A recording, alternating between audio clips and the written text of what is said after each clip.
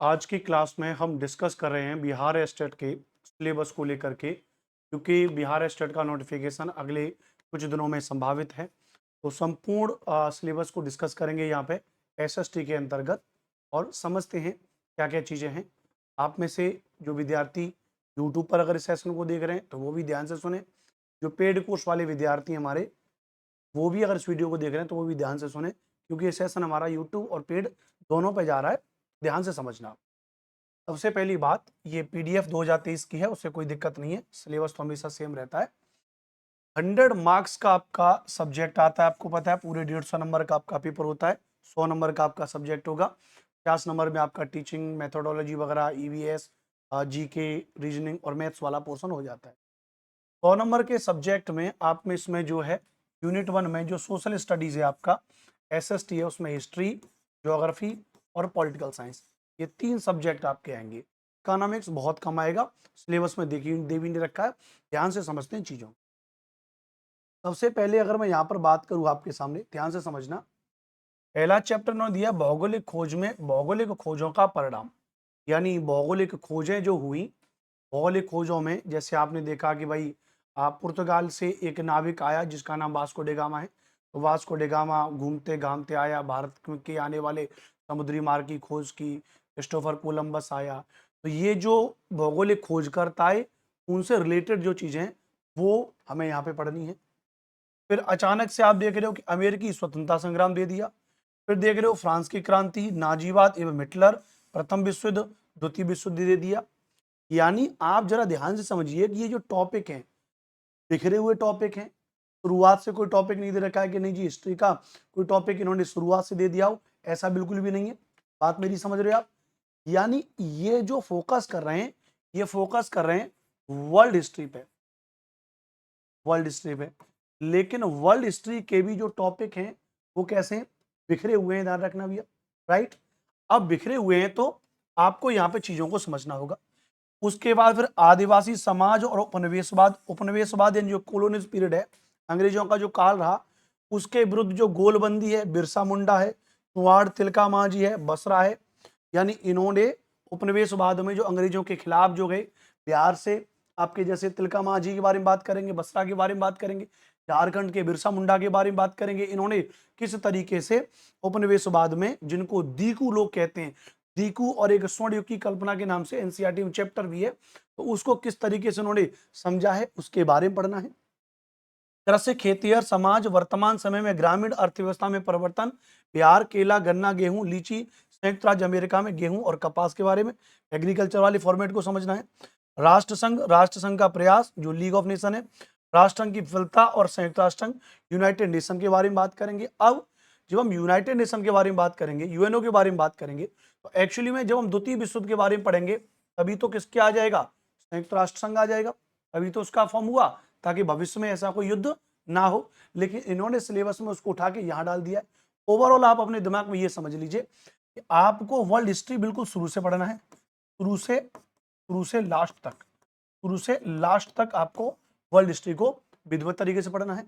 अच्छा, आगे इसी तरीके से चलेंगे तो आप देखोगे यहाँ पे यूरोप में राष्ट्रवाद, राष्ट्रवाद के बाद में मेजनी के बारे में पढ़ेंगे। Poland, Hungary, Italy, Germany, Greece आदि के आंदोलन की विशेषताएं पढ़ेंगे। बोल्शेविक क्रांति के बारे में पढ़ेंगे। समाजवाद, साम्यवाद के बारे में पढ़ेंगे। सबसे महत्वपूर्ण हिंद चीन में राष्ट्रवादी आंदोलन जो हुए उनके बारे में बात करेंगे। फ्रांसीसी उपनिवेशवाद, फ्रांसीसियों के विरुद्ध क्रमिक संघर्ष, पांडेन, फांगफांग, बोईचार, नागुएन, कस्क्यू, द्वितीय विश्व युद्ध, मुक्ति संघर्ष, अमेरिका और द्वितीय विश्व युद्ध, ये पूरा टॉपिक एक से जुड़े हुए हैं, इनके बारे में बात करेंगे। फिर अचानक से सिलेबस में आ गया भारत में राष्ट्रवाद यानी नेशनल मूवमेंट, 1914 से 1930 तक दे दिया है। प्रथम विश्व युद्ध के कारण परिणाम, भारत में अंतर संबंध, खिलाफत आंदोलन, असहयोग आंदोलन, सविनय अवज्ञा आंदोलन, उसकी पृष्ठभूमि, किसान मजदूर, जनजातियों का विद्रोह, विभिन्न राजनीतिक पार्टियों की गतिविधियां, फिर अर्थव्यवस्था पर प्रभाव, भारत और ब्रिटेन के संबंध, शहरीकरण, शहरी जीवन, व्यापार, भूमंडलीकरण, उसके बाद का महायुद्धों के दरमियान व्यापार पर क्या प्रभाव पड़ा, प्रेस संस्कृति, राष्ट्रवाद, 19वीं सदी के भारत में प्रेस का विकास, प्रिंट संस्कृति, आम बहस और राजनीतिक संबंध। यहाँ पे फिर आ जाएगा ये स्थिति विस्तार वाला, यानी ज्योग्राफी का पॉइंट आ गया। अब यहाँ पे जो आप पढ़ोगे महायुद्धों के दरमियान व्यापार और अर्थव्यवस्था। अब अर्थव्यवस्था यहाँ पे एनसीईआरटी वाली दे रखी है। जब हम कंटेम्प्ररी वर्ल्ड पढ़ रहे हैं, क्लास 9 और 10th की हिस्ट्री की एनसीईआरटी जब आप पढ़ रहे हो तो वहां पे समकालीन विश्व में अर्थव्यवस्था में जो प्रभाव है, जब अर्थव्यवस्था में हुआ तो यहीं पे फिर हम अर्थव्यवस्था के बारे में थोड़ा सा पढ़ेंगे, अर्थव्यवस्था के प्रकार और उससे रिलेटेड चीजों के बारे में और एनसीईआरटी। तो जो बच्चे कहते हैं कि सर हिस्ट्री, ज्योग्राफी और पॉलिटिकल साइंस की आप बात कर रहे हो, इसमें इकोनॉमिक्स की बात क्यों नहीं करे? एक्चुअली में क्लास 9th की जो इकोनॉमिक्स की एनसीईआरटी है उसमें खास नहीं, कहानी दे रखी है, 10वीं में 2-4 पॉइंट दे रखे हैं। एक्चुअली में इकोनॉमिक्स शुरू हो रहा है 11वीं और 12वीं की एनसीईआरटी थे, तो इसमें बहुत कम दे रखा है। जो दे रखा है अर्थव्यवस्था और से संबंधित वो हिस्ट्री के साथ जोड़ करके, कंटेम्पररी वर्ल्ड वाले सेगमेंट को जोड़ करके दे रखा है। ओवरऑल अब आपको हिस्ट्री कवर करनी है तो कैसे कवर करोगे? मैं आपको पढ़ाऊंगा तो कैसे पढ़ाऊंगा, इस बात को ध्यान समझिए। मैं आपकी शुरू करूंगा वर्ल्ड हिस्ट्री, और जब हम लोग वर्ल्ड हिस्ट्री को शुरू करेंगे तो वर्ल्ड हिस्ट्री का बेस बनाते हुए हैं, उसको थोड़ा सा फाउंडेशन उसका समझाते हुए, उसके साथ साथ इन टॉपिक्स के अलावा भी कुछ टॉपिक्स होंगे जो आपको कवर करने हैं, पुनर्जागरण वगैरह से शुरू करते हुए फिर भौगोलिक खोजों की तरफ आते आते फिर धीरे धीरे फ्रांस की क्रांति, चीन की क्रांति, फिर अमेरिका की क्रांति, इस तरीके से इन क्रमिक रूप से चीजों को चलेंगे। तो आप मेरी बात को समझ गए होंगे। अच्छा, ये टॉपिक्स आपको मुंह जुबानी याद होने चाहिए, इस बात को आप नोट कर लीजिए। मुंह जुबानी आपके टॉपिक पता होने चाहिए भैया कि कौन सा टॉपिक क्या क्या है, क्योंकि जैसे ही आप इन टॉपिक्स को समझोगे तो आपके दिमाग में एक ऑटोमेटिक एक थॉट प्रोसेस आ जाएगी। फिर आप जब एग्जाम में बैठ रहे होंगे, क्वेश्चन देखते अच्छा ये वाला क्वेश्चन आ गया, ये वाला क्वेश्चन तो फलाने फलाने टॉपिक से हमने इसको पढ़ा था, अनुपम सर ने पढ़ाया था। ठीक है, अच्छी बात, आगे चलेंगे।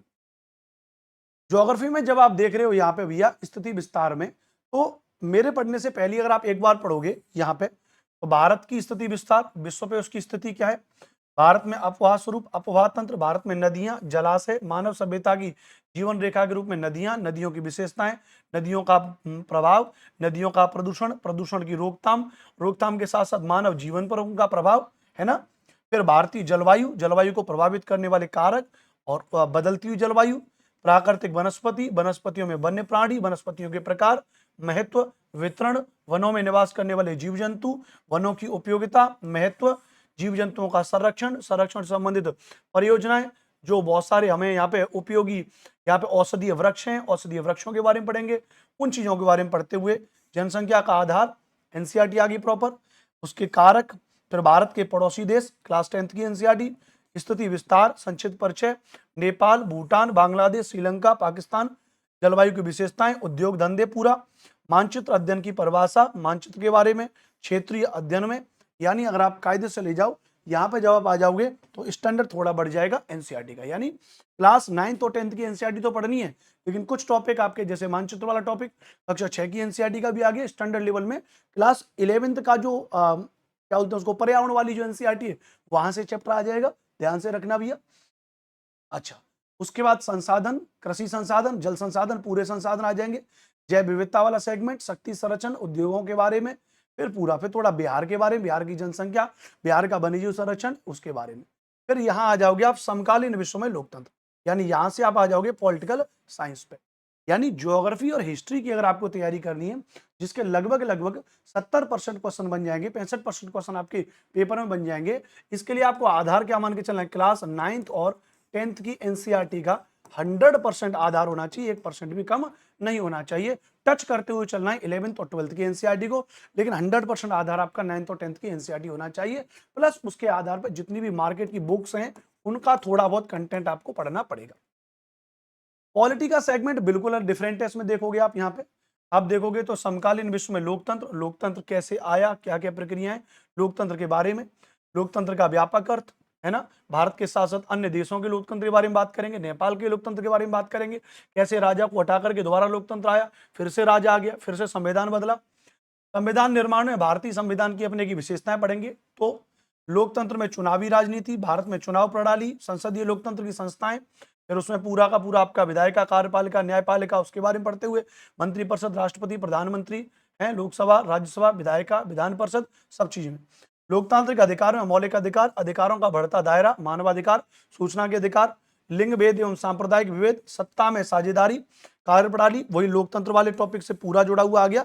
लोकतंत्र में इस पूरे चैप्टर को लोकतंत्र कहता हूं, पूरा चैप्टर लोकतंत्र, लोकतंत्र काफी बड़ा है, उसके सारे इंपैक्ट के बारे में पढ़ना होगा। ओवरऑल अगर आप यहाँ पे बात कर रहे हो तो अब देखो यहाँ पे अलग है, यहाँ पे इन्होंने एनसीईआरटी वाला इसमें मिक्स कर दिया लोकतंत्र वगैरह। अच्छा, एनसीईआरटी के अलावा जो बेसिक आपका जो कॉन्स्टिट्यूशन है, उस बेसिक कॉन्स्टिट्यूशन में अगर आप बात करोगे तो मूल अधिकार है ना, संविधान की विशेषताएं, तो हम दो तरीके से कवर करके चलेंगे। एक बार में तो पूरा संविधान पढ़ेंगे, फिर एक बार में एनसीईआरटी वाली सारी चैप्टर्स को उठा लेंगे, ठीक है। तो ये आपका हो गया एसएसटी वाला पूरा सेट। नीचे आप आओगे तो syllabus of for art of teaching and other skill में 50 नंबर में 30 नंबर की आपकी आर्ट ऑफ टीचिंग, 20 नंबर में अदर स्किल। अदर स्किल में एक तो आर्ट ऑफ टीचिंग में तो सारे सब्जेक्ट हैं टीचिंग मेथोडोलॉजी वाले। अदर स्किल में आपकी जनरल नॉलेज है ना, GK, environmental studies, mathematical aptitude और लॉजिकल रीजनिंग।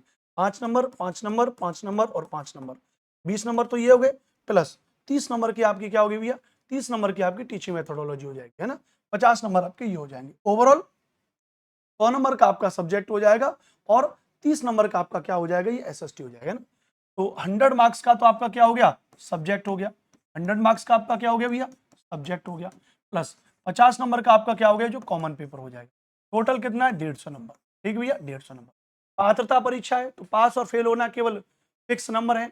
जनरल के लिए 50% अंक चाहिए, यानी लगभग लगभग 75 नंबर आप ले आते हो तो आप पास माने जाओगे। उस तरीके से अलग अलग कैटेगरी के लिए अलग अलग है, लेकिन मेरा मानना है कि आप 50% की बात ना करें, आप इसमें कोशिश करें कि भाई 100 में से कम 150 में से 100+ नंबर मेरे एस्टेट में आनी चाहिए। जितनी अच्छी आप यहाँ पे एस्टेट में तैयारी कर लोगे, उतनी अच्छी आप आगे के लिए तैयारी कर लोगे।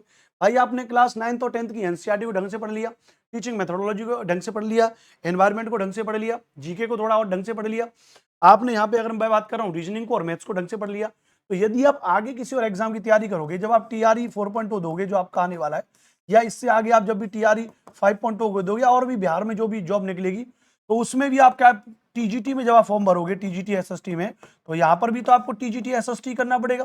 तो फिर आपको टीआरई 4.0 के लिए कोर्स लेने की जरूरत नहीं पड़ेगी, बहुत ज्यादा मेहनत करने की जरूरत नहीं पड़ेगी आपको। यही सारा का सारा कंटेंट 9th 10th की एनसीईआरटी आपको लर्न है, थोड़ा बेसिक फिर आपको दोबारा से पढ़ लेना होगा, आपका सिलेक्शन हो जाए। तो ये मैंने आपको पूरा सिलेबस बता दिया, आप इस सिलेबस को ढंग से पढ़ लीजिए। राइट, यूट्यूब पर देख रहे हैं तो बेस्ट है, पेड कोर्स में देख रहे हैं तो आप लोग वेट करें, आपकी लाइव क्लास विधिवत तरीके से मंडे से, यानी आज मैं वीडियो रिकॉर्ड कर रहा हूँ 23 तारीख, दिन है फ्राइडे, कल सैटरडे है, परसों संडे है, उसके नेक्स्ट डे यानी 24, 25 और 26 तारीख से आपका मंडे है। रेगुलर कंटेंट की क्लास आपकी 26 तारीख से स्टार्ट हो जाएंगी। और जो विद्यार्थी यूट्यूब पर इस क्लास को देख रहे हैं तो उनसे मेरा कहना होगा कि भैया आप लोग पेड कोर्स ले लो बिहार स्टेट के लिए। एसएसटी का पेपर 1 के लिए चाणक्य बैच हमने लॉन्च किया है। इसमें history, geography, political science, complete NCERT आपकी 9th और आपकी 10th की मैं आपको पढ़ाऊंगा। ये पूरा बैच आपके लिए 599 रुपए का है, बहुत ही कम प्राइस रखा है ताकि बिहार के सभी विद्यार्थी इस कोर्स को परचेस कर सकें। पूरे 100 मार्क्स की संपूर्ण तैयारी आपको हमारे इस बैच में एसएसटी की होगी, लेकिन साथ ही साथ इस बैच में जो 50 मार्क्स का आपका जो कंटेंट है वो भी मैं आपको पढ़ाऊंगा, लेकिन उसका पैसा आपसे बिल्कुल ले रहा हूं, वो फ्री में मैं आपको पूरा 50 नंबर का कंटेंट, उसके नोट्स, थ्योरी आपको दूंगा। अच्छा, इसमें इस बैच में थ्योरी तो आपको पढ़ाऊंगा ही पढ़ाऊंगा, थ्योरी के साथ साथ आपको 10 प्रैक्टिस सेट मैंने बनाए हैं। 10 प्रैक्टिस सेट मैंने बनाए, कैसे प्रैक्टिस सेट, जो बिल्कुल एसएसटी के 100 क्वेश्चन आएंगे, तो हर एक प्रैक्टिस सेट में 100 क्वेश्चन होंगे। ऐसे 10 प्रैक्टिस सेट मैंने बनाए, वो भी आपको मैं इसमें पढ़ाऊंगा। तो बस ये जानकारी रही, ये सिलेबस रहा, सिलेबस को ढंग से पढ़ लीजिए। कोई भी आगे इंफॉर्मेशन चाहिए, कोई दिक्कत है तो मेरा एक पर्सनल नंबर है 92 35 56 64 11, इस नंबर पे कॉल और व्हाट्सएप पर मैसेज कर लीजिएगा। ठीक है जी, अपना आराम से पढ़िए, इस चीज को ब्रेन स्टॉर्मिंग जो कहते हैं, मनन करिए अपने दिमाग में, सिलेबस को, एक एक टॉपिक को। मंडे से आपकी थ्योरी की क्लास शुरू हो जाएंगी। तो सभी लोग यूट्यूब वाले विद्यार्थी पेड कोर्स ले लीजिए, और जिन्होंने पेड कोर्स ले रखा है वे विद्यार्थी वेट करें, इंतजार करें, अपने भाई अनुपम भारद्वाज पर विश्वास करें। मैं प्रॉपर तरीके से आपको तैयारी कराऊंगा 100%। जय हिंद, वंदे मातरम।